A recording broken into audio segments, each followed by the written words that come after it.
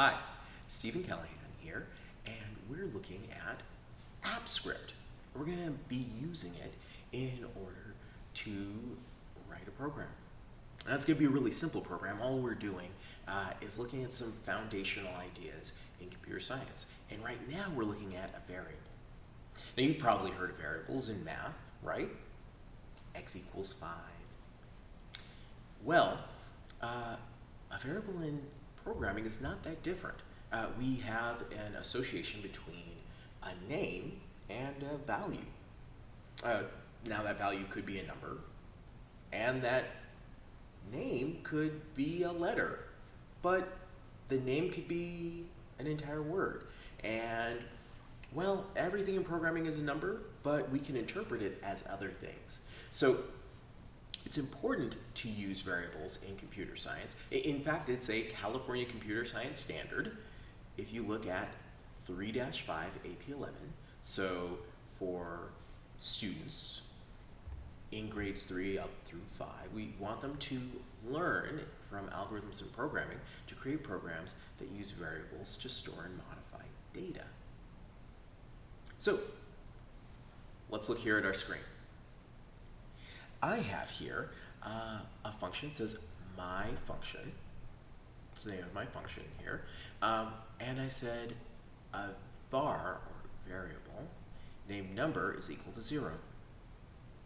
I have another variable, word, and I set that word to hello, or that variable to the string hello. And here I have a variable that's an object, so I called it something. And I've got all this code, and really all that code is doing is finding a slide, a Google slide that I made. And here's its URL. Notice I'm able to access it later. I said logger.log and give me the name of this object. And let's see what happened when it ran. Oh, it said the name was whiteboard. I'm going to change this here. I'm going to say instead what I want from logger is whatever is in the variable word. Okay, let's run it. Oh, it's hello. Let's change hello to hello world. All right, let's give that a shot. Nice. Now I can do a little bit of work on this variable. Remember, we're storing information, so I can say, you know what? Number plus plus, which means I'm going to add 1 onto the value of number. I'm also going to say that logger should put out number. All right, let's try.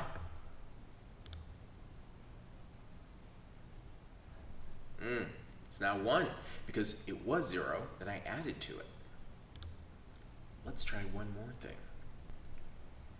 I'm going to say I want to find out the length of the string. So I'm going to say number is now equal to word dot length.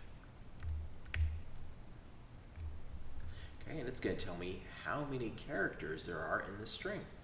Let's try it out.